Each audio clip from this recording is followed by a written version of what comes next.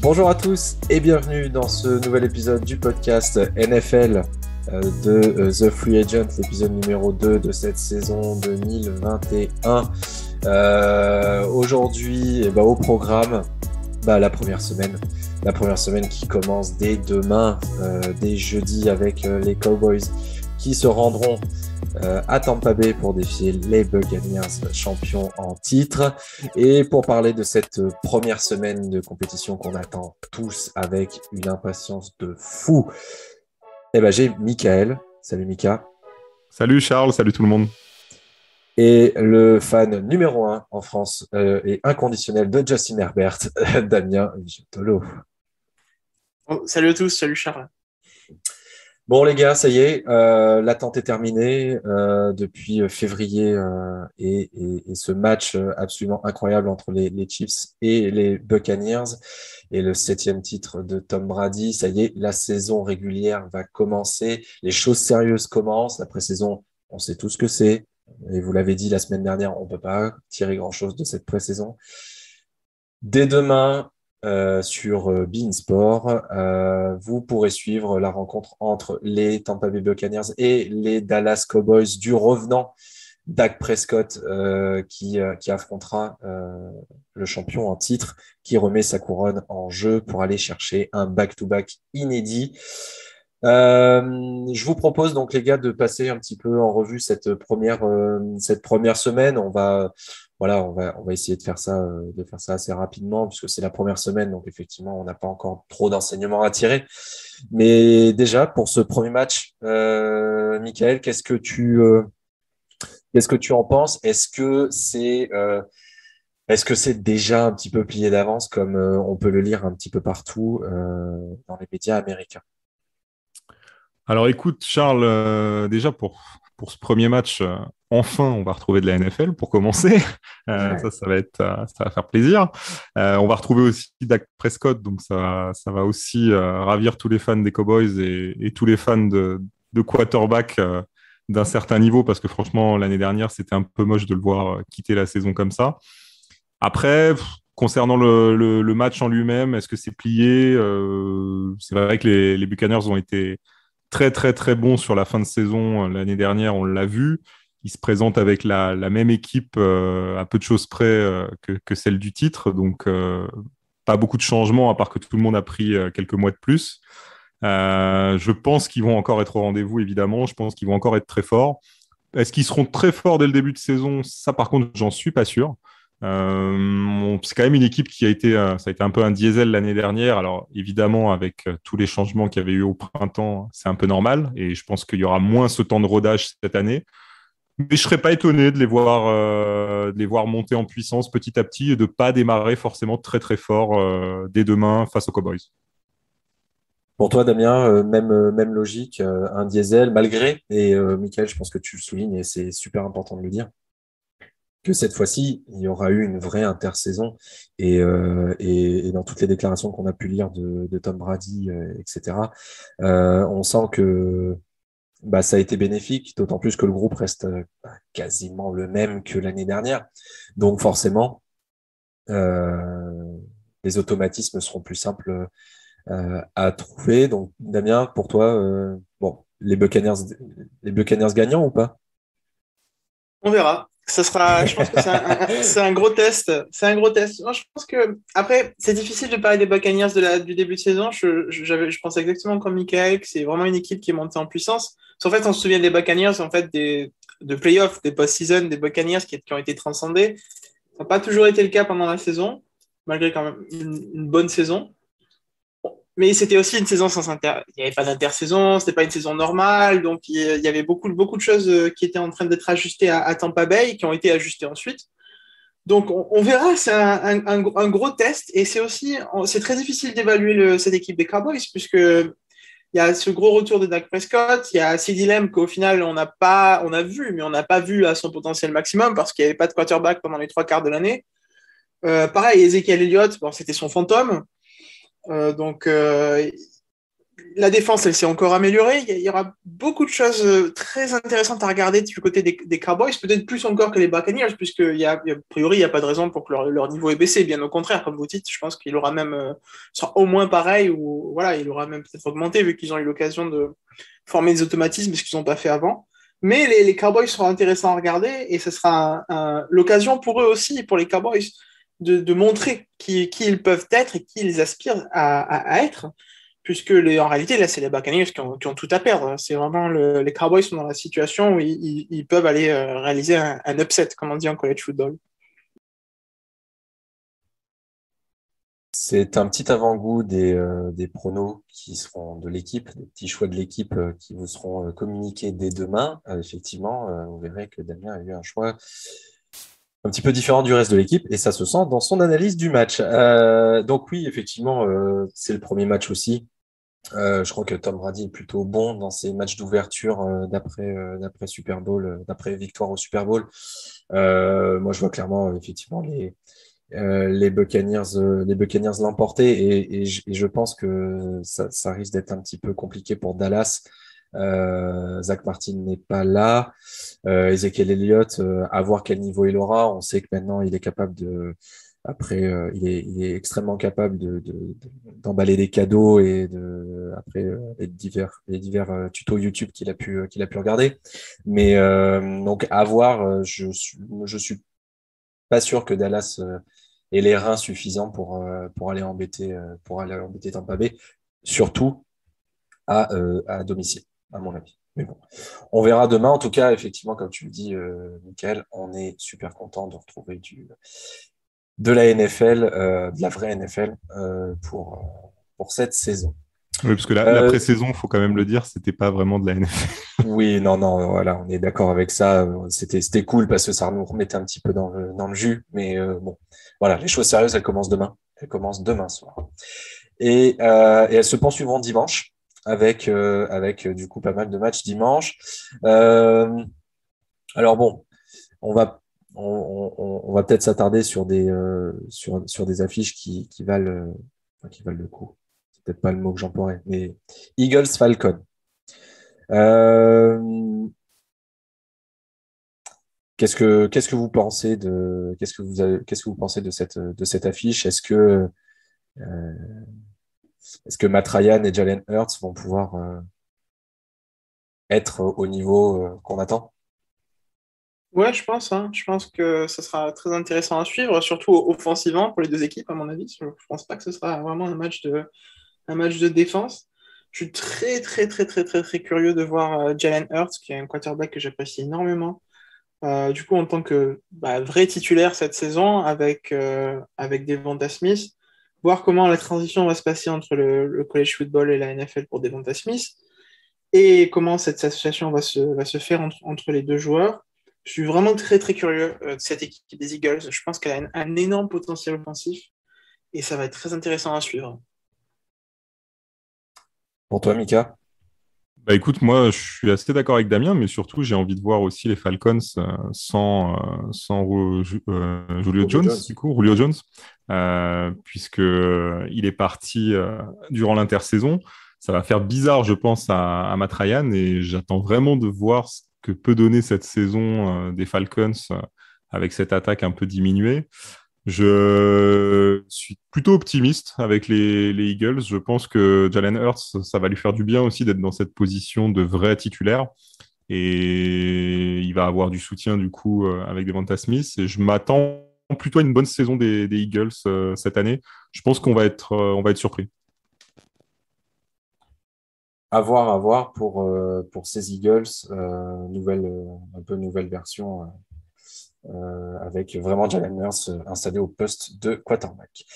L'affiche qui sera à suivre sur l'équipe, d'abord sur le site, sur l'équipe live pour les 2 premières semaines, et puis ensuite l'équipe a décidé, si vous n'avez pas vu le communiqué, a décidé de changer un petit peu par rapport à l'année dernière. Et les matchs de la fiche qu'ils diffusent le dimanche soir sera disponible sur l'équipe, la chaîne L'équipe directement. Donc, avec toujours Peter Anderson au commentaire.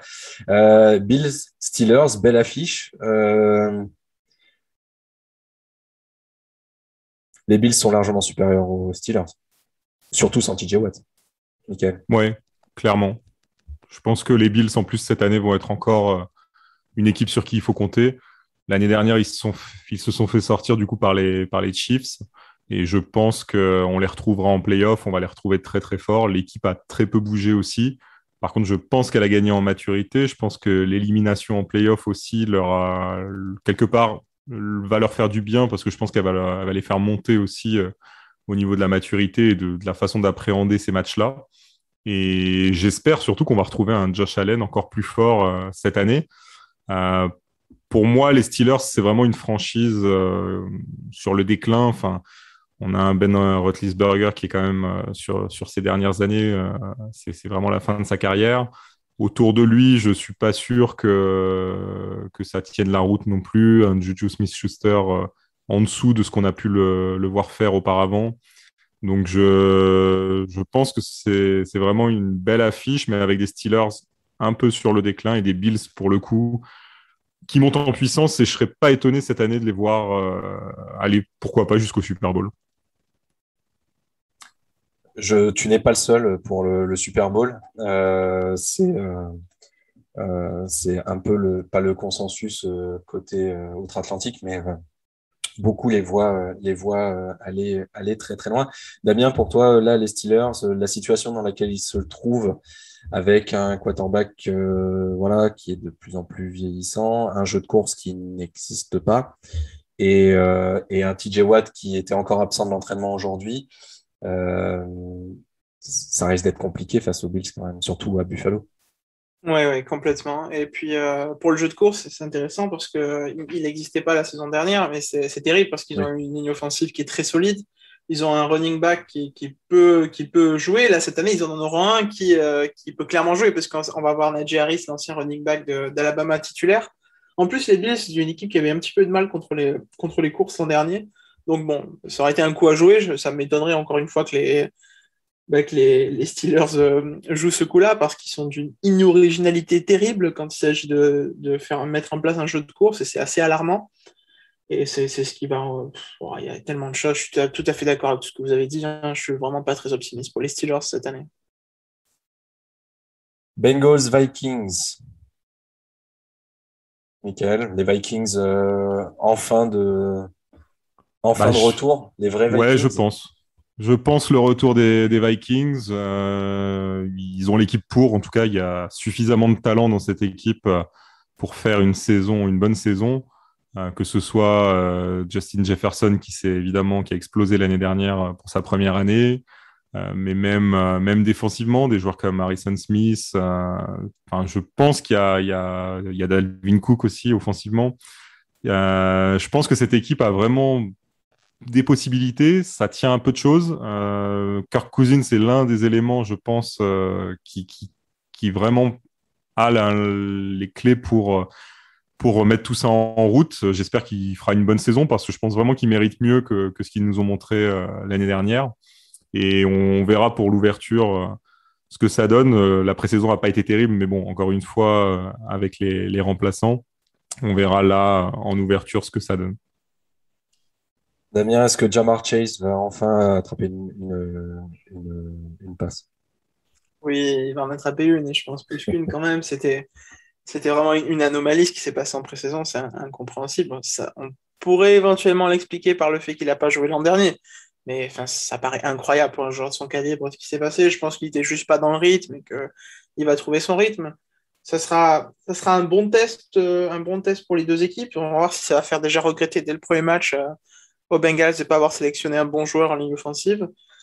Et on verra. Ce sera très intéressant. Je pense aussi, comme Michael, que les Vikings vont monter en puissance. C'est triste parce que l'an dernier, Kirk Cousins, il a fait la meilleure saison de sa carrière. Il n'a jamais joué aussi bien. Il a été exceptionnel.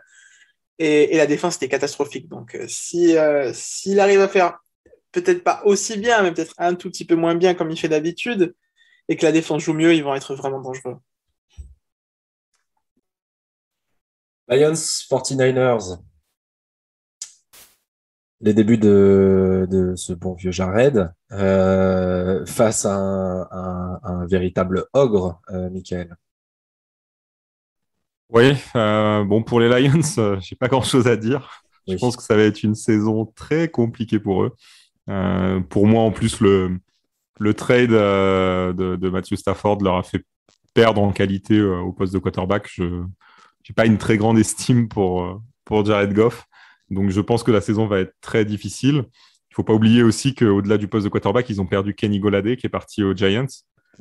Donc ça va être aussi un gros manque offensif. Et ils affrontent une équipe des Niners qui, l'année dernière, a été très, très pénalisée par les blessures. Et qui, là, j'ai l'impression, revient avec une équipe prête à retourner au Super Bowl, comme ils avaient fait il y a quelques années. Donc, j'ai vraiment l'impression ils sont encore plus forts.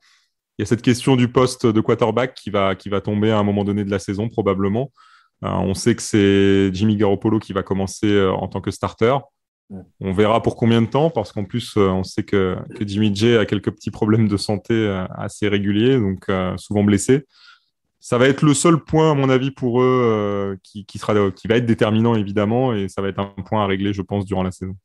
Ouais, je suis complètement d'accord. Pour moi, les 49ers, quatrième l'an dernier de la NFC West, sont candidats à la première place de la NFC West largement et à aller très loin. Ouais, le point d'interrogation, même si je pense que Trey Lance serait largement capable de faire bien. Si les 49ers l'ont pris, je pense que c'est pas non plus un hasard. Mais ouais, les Lions aussi, la saison, ça me semble compliquée. Benjamin Bernard, si tu écoutes, on est vraiment désolé. On est vraiment désolé pour toi. Damien, toi, ton avis sur cette rencontre? J'ai hâte de voir le retour de Nick Bosa contre ce pauvre Jared Goff Oh là sans, là. sans, Le sans pauvre. solution. Ça va être une boucherie. Hein. Ah, ça va être terrible. Non, mais je suis très content de voir les 49ers revenir. Je pense je suis tout à fait d'accord avec ce que tu avais dit. Ils ont tout ce qu'il faut pour revenir en forme. Et puis si Jimmy G se blesse, c'est pas non plus trop grave. Je pense que Trey Lance a montré qu'il avait l'attitude et les qualités pour être starter. Donc je suis pas très inquiet. On passe aux Titans contre les Cardinals, un gros choc aussi. Des Titans que je trouve personnellement un peu sous-estimés, un petit peu laissés de côté par les différents observateurs quand on parle de concurrents au Super Bowl. Ils viennent de se renforcer avec Julio Jones. Ils ont sans doute le meilleur running back de la NFL actuellement. Avec Derrick Henry. Ils ont un quarterback qui est quand même plutôt pas trop mauvais avec Tannehill. Et en face, des Cardinals qui, du coup, sont dans la division la plus relevée de cette NFL. Alors, Damien, comment tu vois les choses Est-ce que Kyler Murray va réussir à réaliser pas un premier mini-exploit, mais déjà marquer son territoire? Oui, je pense qu'il y a moyen parce que ce sera pas vraiment un match de défense, en tout cas pas du côté des Titans. C'était un petit peu leur problème l'an dernier. Je vois rien qui laisse présager que ça va aller beaucoup mieux. Oui, je suis d'accord avec ce que tu as dit. Ils sont vraiment très chargés offensivement. Il y a aucun doute là-dessus. Ce sera un très bon test, du coup, par contre, pour la nouvelle défense des Cardinals avec J.J. Watt et puis Zaven Collins. Donc, ça sera très intéressant à suivre les deux attaques et comment les deux équipes réagissent à ces attaques monstrueuses. Ouais, ça sera un bon match offensif, un match de SEC ou de Big 12 complètement débridé, je pense. Ça va être très intéressant à suivre offensivement. Michael? Ouais, je suis assez d'accord. Je pense qu'en plus, les Cardinals ont fait un recrutement plutôt intelligent durant la off-season. Évidemment, J.J. Watt est venu renforcer la défense. Il ne faut pas oublier qu'ils ont été chercher le centre Rodney Hudson qui jouait aux Raiders avant ça. Et je trouve que le recrutement a été plutôt intelligent. James Conner est venu aussi renforcer le poste de running back. Bon, de l'autre côté, ils avaient perdu, c'était Kenyan Drake, je crois, qui est parti. Donc, un match évidemment, à mon avis, débridé. Mais surtout, ça va nous montrer vraiment le niveau des Cards qu'on attend quand même. On espère qu'un jour, Kyler Murray puisse porter cette équipe un peu plus loin que ce qu'on a vu jusqu'à présent. On est tout à fait d'accord. Colts Seahawks. Les débuts de Carson Wentz, car oui, Carson Wentz a fait l'entraînement complet aujourd'hui avec les Colts. C'est Dan Radiano d'ESPN qui le tweet il y a à peu près une minute de ça. Donc je vous donne l'info en même temps. Et Quentin Nelson, par contre, n'était pas là. Donc gros coup dur pour l'attaque des Colts. De l'autre côté, les Seahawks. Voilà, encore parmi les prétendants, comme chaque année. Russell Wilson sera aussi sans doute un prétendant au titre de MVP. Alors, Michael, ta vision de ce match, est-ce que les Seahawks vont faire vivre un enfer à Carson Wentz? Non, je crois pas. Les Seahawks, pardon, c'est une équipe plutôt m'a déçu ces dernières années. Je trouve que évidemment il y a un Russell Wilson exceptionnel chaque année, mais autour de lui, je trouve ça très léger quand même. Je les vois même moins forts cette année. On verra ce que ça donne du côté des Colts. C'est vrai que Carson Wentz, ça va être un peu une année décisive aussi pour lui. Voir un peu comment il arrive à s'adapter à cette équipe. Mais pareil, je trouve que les Colts sont plutôt bien travaillés durant l'intersaison. Eric Fisher est arrivé. Bon, alors là, on va voir parce que c'est vrai que sans Quentin Nelson, c'est plus tout à fait pareil offensivement. Mais je vois les Colts plutôt très bien et je les vois même battre les Seahawks sur ce premier match. Damien? Ouais, je suis d'accord. Il y a pas grand-chose qui me laisse penser que ça va aller mieux chez les Seahawks. Ils avaient très bien réussi leur début de saison l'an dernier. D'ailleurs, c'était vraiment très impressionnant offensivement ce qu'avait pu donner Russell Wilson. Donc on verra, peut-être qu'ils arriveront encore à rentrer très très fort dans le match. A priori, ils ont les clés offensivement pour le faire. Défensivement, il y a quand même une certaine solidité. Mais je vois vraiment bien ces calls. C'est vrai qu'il n'y a pas Quentin Nelson. Je viens de voir que Eric Fisher est questionable pour le match. Donc ça pourra peut-être un petit peu jouer, mais quand même, ils ont une ligne offensive très solide. Ils ont Jonathan Taylor qui va être encore très très bon et même encore meilleur, je pense, en deuxième année. Carson Wentz, franchement, il n'a pas grand-chose à s'inquiéter.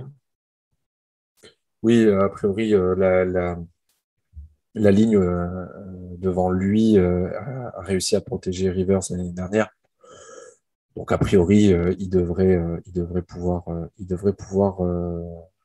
évoluer un peu plus sereinement que lors de la saison dernière avec les Eagles, où il avait été saqué 50 fois.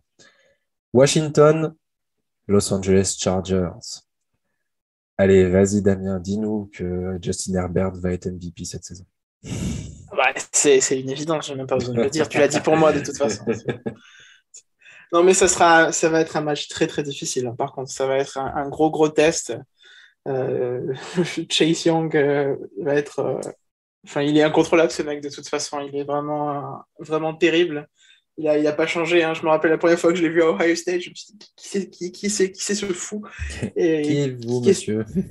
Qui est cette brute, cette masse qui est en train de tout casser. Et bon, il a tout cassé à Ohio State, il a tout cassé en NFL la saison dernière, sans intersaison, sans rien, dans une équipe de Washington qui était au début un petit peu perdue. Je pense que là, il va faire pareil et ça va être un énorme test pour cette nouvelle ligne offensive des Chargers qui s'est très très bien améliorée avec Rashawn Slater, avec le centre aussi, Corey Linsley, l'ancien aussi d'Ohio State. Voilà, donc ça va être un énorme test. Je pense que les Chargers ont ce qu'il faut offensivement et défensivement. C'est une équipe qui sera beaucoup plus équilibrée que l'an dernier pour le faire. C'est un très bon test. Voilà, s'ils vont gagner ce match-là, je pense que derrière, la saison sera beaucoup plus facile. Michael? Franchement, pas grand-chose à ajouter. Damien a tout dit. C'est vrai que ça va être un test pour les deux équipes pour la saison à venir. Maintenant, Justin Herbert a quand même petite pression sur les épaules parce que c'est vrai qu'on en a vu, on a vu de très bonnes choses l'année dernière. Et du coup, on attend de le voir confirmer cette année. Donc, je pense que pour lui, ça va pas être une saison si sereine que ça, parce qu'il y a une petite pression quand même de faire encore mieux que l'année dernière. Il détient d'ailleurs le record de touchdown pour un rookie lors de sa première saison avec 31. Donc, effectivement, c'est plutôt... il y a une petite pression quand on est au rookie de l'année à l'entrée de sa deuxième saison. Moi, j'attends de voir effectivement Chase Young que je vois bien aller chatouiller Aaron Donald pour le titre de défenseur de l'année. Donc, ouais, match très intéressant entre ces deux équipes.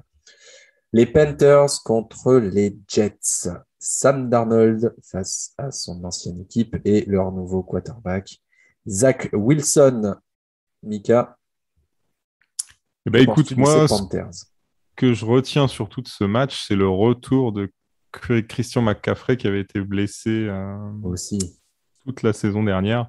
Et donc, il sera de retour.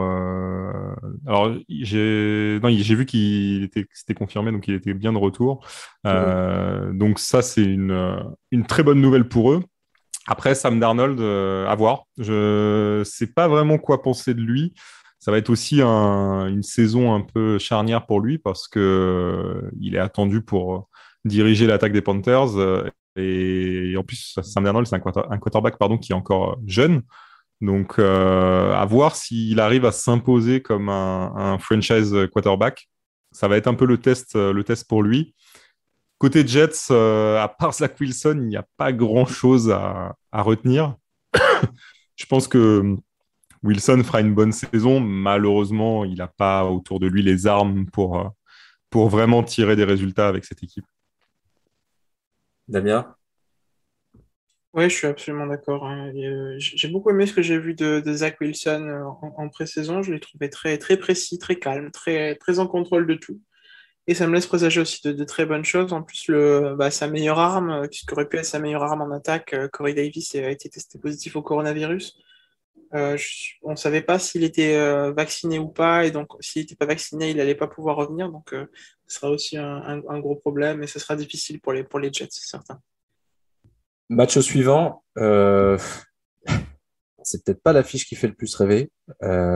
Les Texans contre les Jaguars. Alors, voir Trevor Lawrence, effectivement, c'est un peu l'attraction de ce match parce que en face, c'est un peu le gros point d'interrogation à peu près partout. Damien, toi, comment tu vois comment tu vois ce match entre deux équipes qui peut-être le premier, enfin, la plus mauvaise équipe l'année dernière face à sans doute celle qui devrait être la plus mauvaise cette saison? Ouais, ce sera pas un match, c'est sûr, d'équipes qui vont être en contention pour le Super Bowl. Ouais, c'est difficile pour les Texans, hein. Je pense qu'il n'y a pas besoin de trop s'attarder sur eux. Ils ont pris beaucoup de joueurs assez âgés. Ils ont pris ce qui restait, quoi. Donc, c'est pas terrible. Et par contre, pour les Jaguars, ça sera très intéressant parce que c'est le premier match de Trevor Lawrence et c'est aussi une très bonne première sortie pour gagner en confiance. Pour lui et pour Urban Meyer aussi, ce sera voilà, une bonne occasion de partir sur quelque chose. Après, bon, ils vont gagner en confiance, c'est très bien. Maintenant, peut-être que le reste de la saison sera beaucoup plus dur que ce match-là. Je pense qu'ils en sont préparés. Urban Meyer, voilà, il est pas non plus, il est très, très, comment dire, sérieux comme personne. Il sait très bien ce qui l'attend.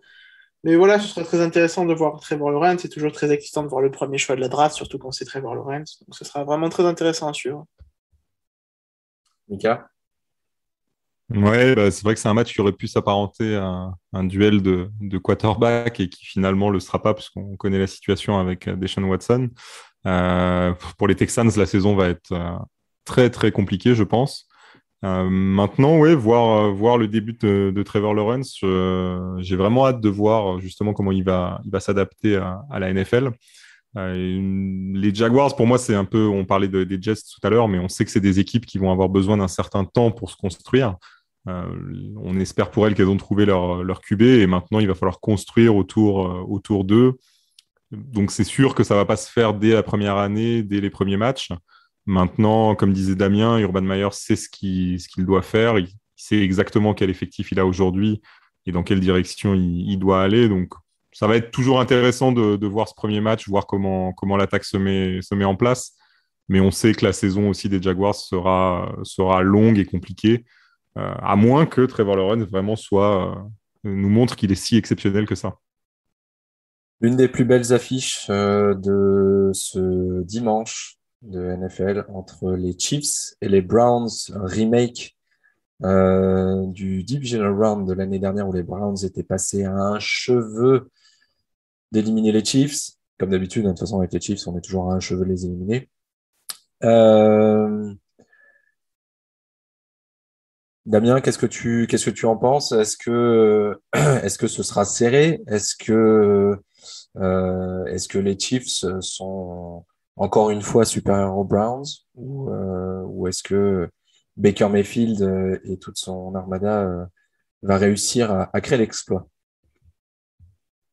Je crois pas qu'ils soient supérieurs. En tout cas, peut-être qu'ils le sont, oui, mais ils le sont de moins en moins. Je l'annonce sans peur et sans faille ici. Les Browns sont vraiment mes favoris pour aller au Super Bowl en AFC, peut-être même plus encore que les Bills. Je les trouve vraiment très complets.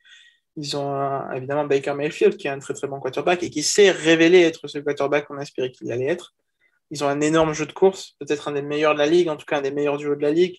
Ils ont une défense qui va monter en puissance, puisqu'il y a eu la sélection de Greg Newsome et l'arrivée de Jadeveon Clowney. Donc, avec les éléments qu'il y avait déjà à la base, c'est énormément d'amélioration de cette équipe des Browns, avec l'amélioration qu'ils ont connue la saison dernière en termes de confiance et de résultats.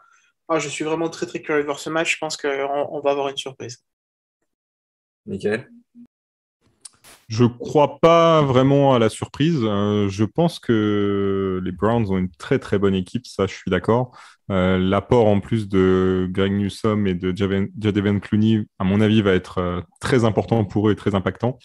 Donc il y a vraiment une équipe très homogène, je trouve, avec des joueurs par contre qui excellent à leur poste. Je pense à des joueurs comme Myles Garrett par exemple, qui pour moi est exceptionnel à son poste. Maintenant, j'attends de voir si Baker Mayfield peut faire une autre saison comme il a fait l'année dernière et s'il peut vraiment, sur la durée, s'imposer et montrer tout le talent qu'il a, parce que je pense qu'il a vraiment du talent. J'attends vraiment de voir ça. J'ai l'impression que la saison dernière a été un peu une saison exceptionnelle avec le coach qui a réussi à créer en fait une certaine osmose et une harmonie pour les emmener jusqu'en playoff. Maintenant, on verra sur la durée s'ils sont capables de maintenir ce niveau-là. On continue avec un duel entre anciens d'Alabama, entre les Patriots et les Dolphins. Mac Jones est donc le nouveau titulaire des postes de quarterback pour la Nouvelle-Angleterre et il affrontera son ancien coéquipier de chez Alabama, Tua Tagovailoa. Alors, Michael, tous les yeux vont être braqués sur Mac Jones, on est d'accord? Évidemment, évidemment, parce que ça a été un peu le feuilleton depuis 10 jours. C'est le contrat de Cam Newton qui a été coupé. Et du coup, l'annonce de la titularisation de Mac Jones au poste pour cette saison. Donc c'est clair que là, on attend évidemment beaucoup de lui. Tout le monde va regarder dans sa direction. Surtout qu'il se retrouve à la tête d'une attaque plutôt bien dotée, avec des joueurs comme Hunter Henry qui sont venus renforcer l'attaque des Patriots. Donc ça a l'air prometteur sur le papier. Évidemment, derrière, il y a Bill Belichick toujours là, un peu façon, j'allais dire Star Wars, tu sais, à superviser tout ça. Donc j'attends vraiment de voir ce que ça va donner. Ça va être une des équipes, à mon avis, à surveiller cette saison. Et défensivement, Kyle Van Noy est revenu en fait aux Patriots. Donc pareil, plutôt une recrue, je pense, importante pour eux de l'avoir dans l'équipe. Donc à voir, je pense que c'est une formule qui peut fonctionner et j'attends vraiment de voir ce que ça va donner face aux Dolphins. En plus, j'ai quelques réserves du côté de Miami avec Tua Tagovailoa.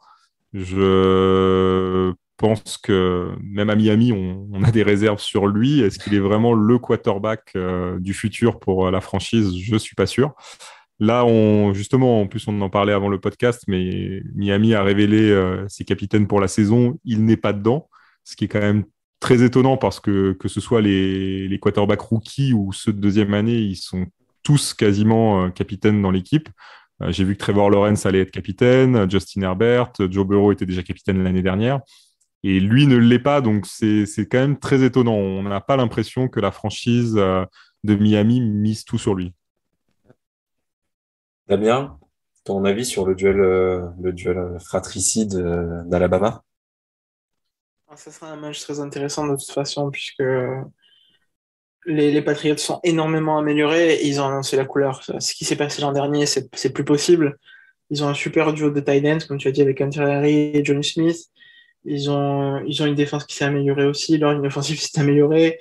Euh, tout s'est amélioré dans cette équipe des Patriots. Évidemment, c'est peut-être un peu méchant de parler comme ça, mais ils se sont débarrassés de Cam Newton, qui était en fait un problème, on va pas se mentir. Il n'était pas le quarterback dans la situation, il n'y avait rien qui allait, il voulait pas se faire vacciner, il y avait vraiment rien qui allait avec Cam Newton. Il se blessait pour rien en se tapant la main sur son casque. Donc voilà, c'est bien qu'ils s'en soient débarrassés. Maintenant, ils peuvent passer à autre chose, ils peuvent se reconstruire. Quand tu as dit tous les jeux seront arrivés sûrs, je pensais que ça allait être toi, parce que lui aussi, il a, comme l'a dit Michael, énormément approuvé pendant ce premier match, et puis contre les Patriots en plus. Donc ça sera un gros test pour lui. J'ai hâte de le voir. J'ai hâte de le voir pour sa saison, qui en fait, on pourrait presque se demander si c'est pas sa vraie saison pour le regarder, puisque l'an dernier, il était clairement pas dans le rythme, il connaissait pas bien le playbook de Miami, il était complètement perdu. Et là, en plus, il aura pour l'aider Jalen Waddle, qui est vraiment, je trouve, un receveur exceptionnel, et très très bon, très rapide, et il faudra regarder dès le début, si ce sont les Patriots qui font le premier kick-off, puisqu'en retour de coup de pied, il est assez terrible, donc il faudra pas regarder son téléphone au moment du kick-off. Et non, ce sera un match très intéressant pour tout ça. Et on va voir si Mac Jones connaît le playbook des Patriots. Bah ouais, il connaît tellement bien qu'il l'apprend à Cam Newton. C'est ça, c'est ce que j'allais dire. A priori, c'est lui qui l'apprenait à Cam Newton. Donc bon. C'est pas grave. Hein. S'il ne le connaît pas, franchement. Bah ouais. L'autre, il était là depuis 2 ans, il connaissait pas le playbook. Mac Jones en 3 semaines. Tu peux pas poster sur Instagram une photo où tu lis le playbook et en utilisant que des caractères un petit peu chelous pour que ce soit complètement illisible et le connaître, tu vois, il y a un moment donné, non. Ouais, c'est sûr. Il faut faire un choix, il a fait le sien. C'est ça, il a fait. Choix du style. Mika, on va parler de tes petits Packers qui affrontent les Saints, mais pas à la Nouvelle-Orléans, qui vont les affronter à Jacksonville, donc match sur terrain neutre. Exactement. C'est sans doute ce qui pouvait arriver de mieux pour Jordan. Pardon. Mince, comment il s'appelle déjà le quarterback des Rodgers, quelque chose, mais j'ai plus son prénom. Je sais plus. Aaron Rodgers, voilà, c'est le MVP en titre. Eh ben écoute, je suis pas d'accord avec toi. Je crois que ce qui pouvait arriver de mieux aux Packers, c'est le départ en retraite de Drew Brees l'année dernière. Je pense que c'est encore mieux que le match à Jacksonville. Écoute, on va voir. Je pense que clairement c'est la dernière saison d'Aaron Rodgers avec Green Bay, le dernier tour. Donc à voir si c'est comme l'année dernière, il arrive et il nous refait une saison exceptionnelle pour montrer à tout le monde et surtout à la direction des Packers qu'ils avaient tort de pas miser sur lui et de pas lui donner toutes les chances de réussir. Il affronte des Saints en plus, qui sont en transition. C'est Jameis Winston qui va être le quarterback, donc je pense que clairement ils sont affaiblis parce que Breeze c'était la légende, donc je les vois beaucoup moins forts cette saison.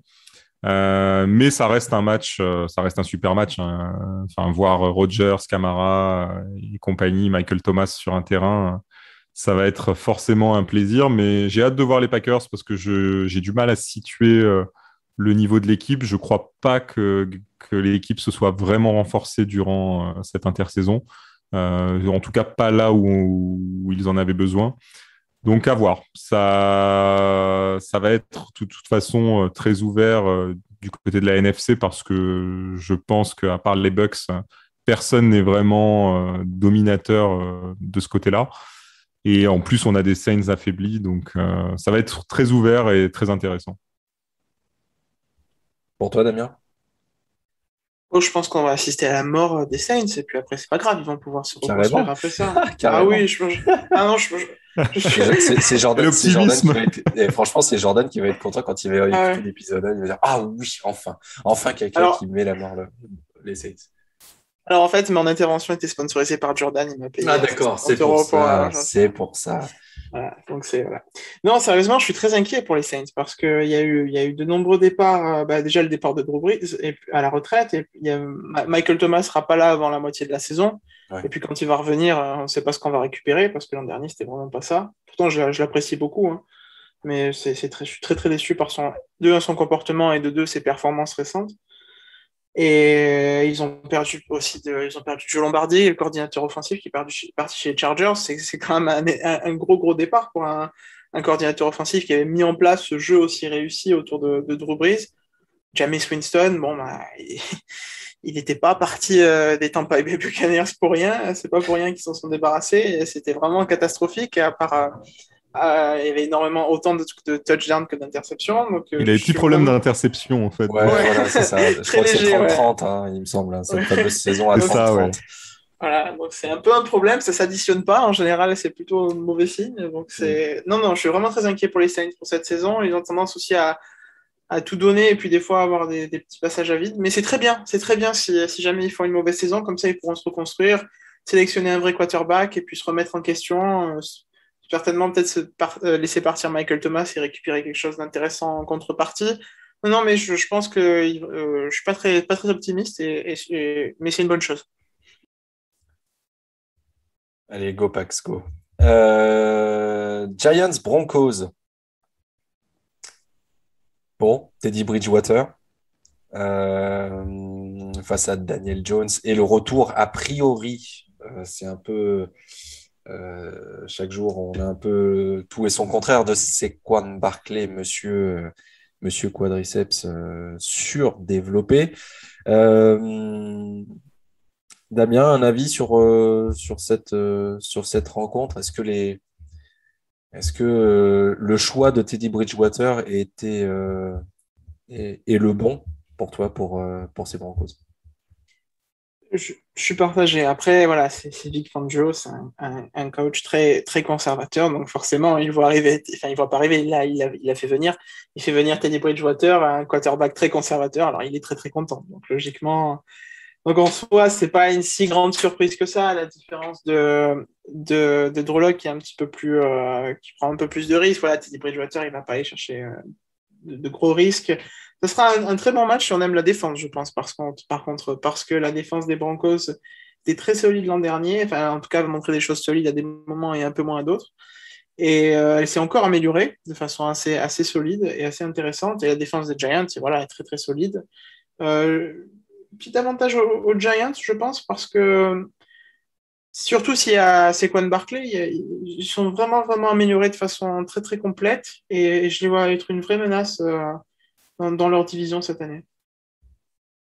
Bon, bah là, tu me fais vraiment plaisir, Damien, avec tout ce que tu viens de dire, forcément. Et en plus, en plus de Saquon Barkley, il y a Golladay, Michael, qui vient d'arriver.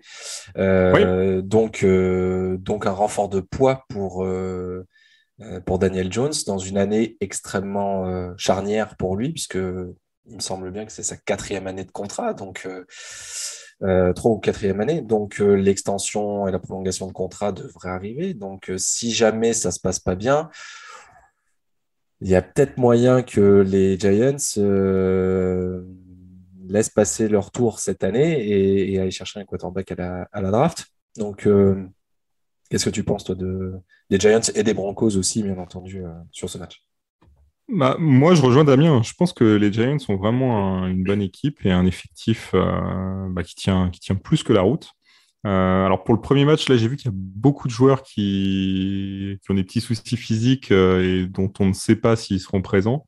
Maintenant, c'est sûr qu'au complet, avec Saquon Barkley, Kenny Golladay, il y a Sterling Shepard aussi, Evan Ingram.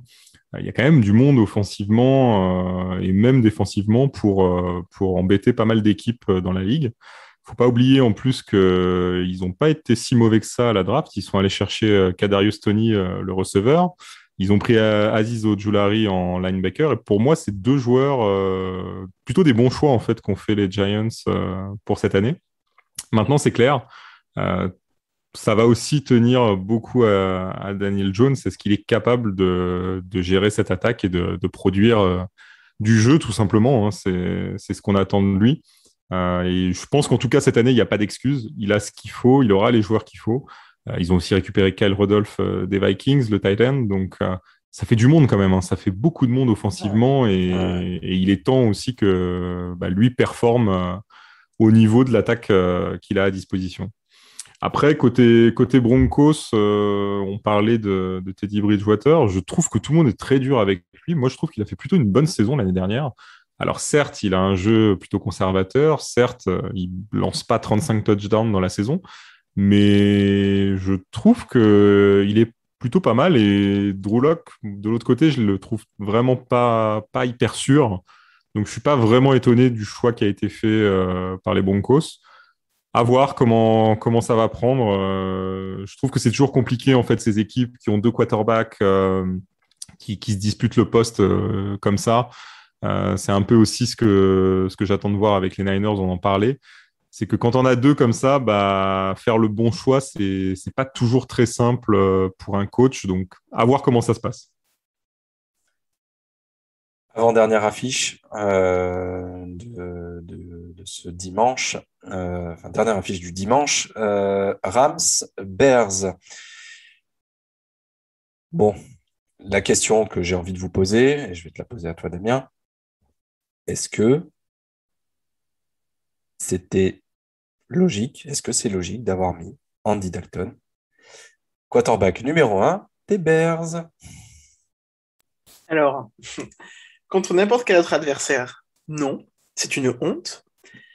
Contre les Rams, avec le meilleur pass rusher de la ligue, le monstre, le bulldozer qu'ils ont, oui, je pense qu'il vaut mieux laisser aller Andy Dalton, aussi triste. Sacrifier, tu veux dire? Sacrifier, oui. Sacrifice, là, on est d'accord. Voilà, sacrifions Andy Dalton avec voilà, on va tester la ligne offensive des Bears. Il y a pas eu... Ils ont sélectionné un joueur, mais il s'est blessé pour toute la saison, donc c'est un énorme problème à ce niveau-là. Mais ouais, c'est un sacrifice, clairement. Hein. C'est comme, voilà, c'est sacrifice fly au baseball, là, c'est sacrifice, je sais pas, crash de la défense des Rams. Puis au pire, il y a Nick Foles derrière. Ouais, voilà, bon. On va en sacrifier tous, en fait, et puis il restera juste Justin Fields. Donc non, voilà, mais bon, je pense que c'est une bonne chose pour ce match-là, et puis il aura tout le temps de débuter dans la meilleure situation, hein, Justin Fields.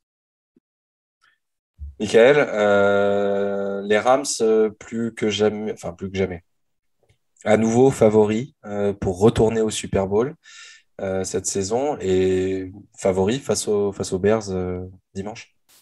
Oui, dimanche sans aucun doute. Je pense que les Rams sont vraiment une équipe très très complète, meilleure défense l'année dernière de la ligue. Évidemment, je vais pas parler d'Aaron Donald qui est juste un monstre défensif. Mais par contre, évidemment, l'arrivée de Matthew Stafford qui va, pour moi, faire monter d'un cran cette attaque en termes de qualité. Maintenant, le seul petit doute que j'ai, c'est quand même la qualité des receveurs dont va disposer Stafford. Je pense que c'est quand même un cran en dessous de beaucoup d'équipes comme les Chiefs, comme les Bucks.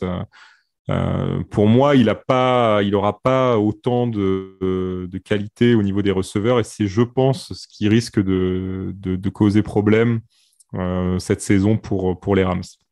Je pensais que tu allais parler du jeu de course. Tu vois. Et, alors, ouais, mais je suis un peu surpris que du coup tu penses plutôt aux receveurs d'abord, mais oui, absolument. Je te rejoins aussi. Mais Pat Cam-Akers, c'est un petit peu compliqué quand même. Alors, c'est clair, hein, de toute façon, ça va forcément manquer sur la saison. Mais je te dis, pour moi, quand tu vas chercher un quarterback comme Stafford, s'il n'a pas des cibles vraiment du niveau de ce qu'on voit dans la ligue, parce que le problème, c'est que évidemment, demain, s'il affronte des Buccaneers ou autres, il va voir que de l'autre côté, il y a du monde et il y a l'embarras du choix. Je pense que son problème, c'est que lui, il n'aura pas l'embarras du choix pour lancer. T'as Robert Woods, t'as Cooper Kupp, mais bon, c'est des bons receveurs, mais on n'est pas sur ce qu'on peut voir sur des Tyreek Hill, sur des Davante Adams. On est pour moi un cran en dessous. Et enfin, Monday Night Football, les Raiders qui vont accueillir pour la première fois, du coup, avec du public à la Legend Stadium, les Ravens de Lamar Jackson et du tout nouveau Le'Veon Bell. Alors, Damien, sur ce match, est-ce que c'est cette saison, notamment, c'est pas un peu la dernière chance pour Derek Carr?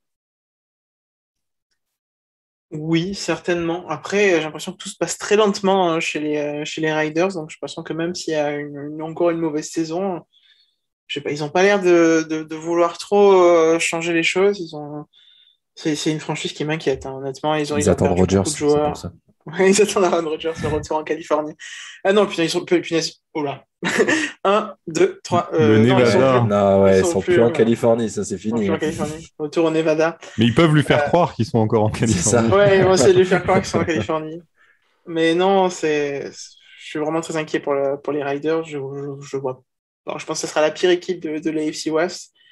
Et à l'inverse, je suis assez optimiste pour les Ravens, même si leur jeu de course a pris un énorme coup. Et on va vous expliquer aussi en profondeur ce qui est inquiétant dans un prochain article qui sera à apparaître pour le début de saison.